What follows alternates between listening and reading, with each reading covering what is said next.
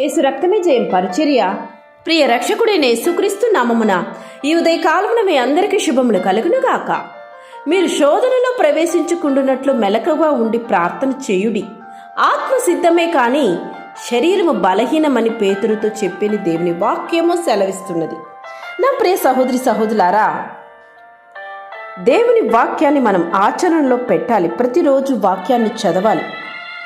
ఆత్మీయము జీవించే విషయంలో ఏ బలహీనత అయితే నిన్ను లొంగిపోచేస్తున్నదో, నిన్ను పడిపోచేస్తున్నదో, ముఖ్యంగా వాటిని గుర్తించి దానిని జయించే వరకు పట్టుదల కలిగి ప్రార్థించి వాటిని జయించాలి. దేవుని సహాయాన్ని కోరుకోవాలి. ఉదాహరణకు నీ చూపులు బాగుండడం లేదా?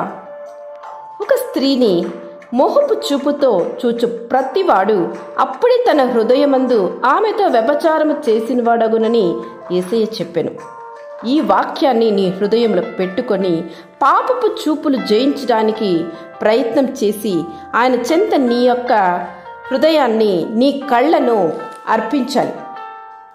మన దేహమునకు దీపము మన కళ్ళే కావున మన కళ్ళు తేటగా ఉన్నట్లయితే మన దేహమంతయు వెలుగుమయమై ఉంటుందని దేవుని వాక్యము సెలవిస్తున్న ప్రకారము నీ చూపులను పరిశుద్ధముగా కాపాడుకోవడానికి ఈ క్షణమే నీ కళ్ళతో నిబంధన చేసుకుంటావా?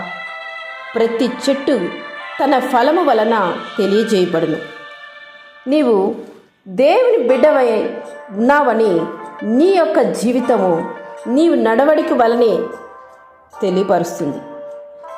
ప్రతిరోజు నీ పొరపాట్లను ఆయన చెంత నీవు సమర్పించుకోవాలి. ప్రతిరోజు ఆయన రక్తంలో నీవు కడగబడాలి. నేను రక్షింపబడిన బిడనే అని అనుకొని నిర్లక్ష్యంగా ఉండకు. చేసిన ప్రతి చిన్న పొరపాటును కూడా దేవుని చెంత చెప్పి వాటి నుంచి నీవు కడగబడి విడుదల పొందాలి. మలినమైన వాటిని నీ హృదయం నుంచి తీసివేయాలి. ఆయన రక్తంలో కడగబడి పవిత్రపరచుకోవాలి. రక్షింపబడిన మనము ఎప్పటికప్పుడు ఆయన సన్నిధిలో పరిశుద్ధపరచుకోవాలి.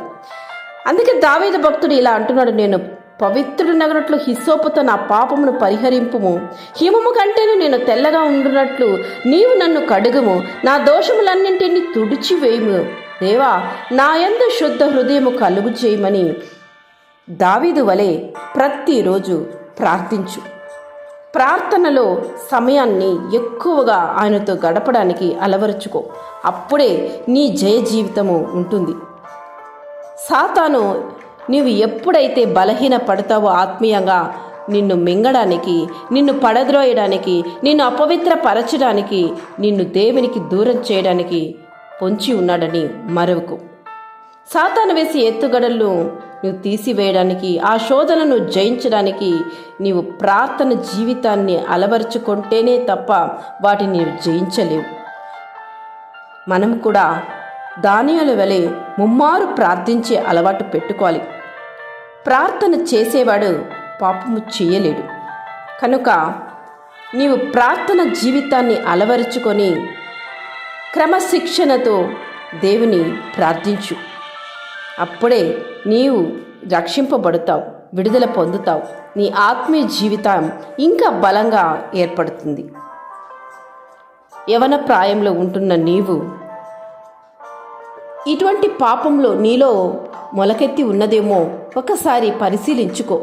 ఈ పాపపు అలవాట్లు, చూపులు, ఆలోచనలు నీలో ఉన్నట్లయితే పరిశుద్ధపరచమని దేవుని సహాయం కోరుకో. తప్పక దేవుడు నిన్ను సహాయం అందిస్తారు. ఈ అలవాటు నుంచి నువ్వు విడుదల పొందాలి. రోజు రోజుకి సమయం దేవునితో గడిపే సమయాన్ని ఏకాంతంగా ఇంకెక్కువగా నువ్వు అనుసరించినట్లయితే తప్పక ప్రతి శోధనను జయించడానికైనా కృపను దేవుడు నీకు అనుగ్రహిస్తాడు. ఆమేన్. యేసు రక్తమే జయం పరిచర్యలు. మీ సహోదరి. God bless you.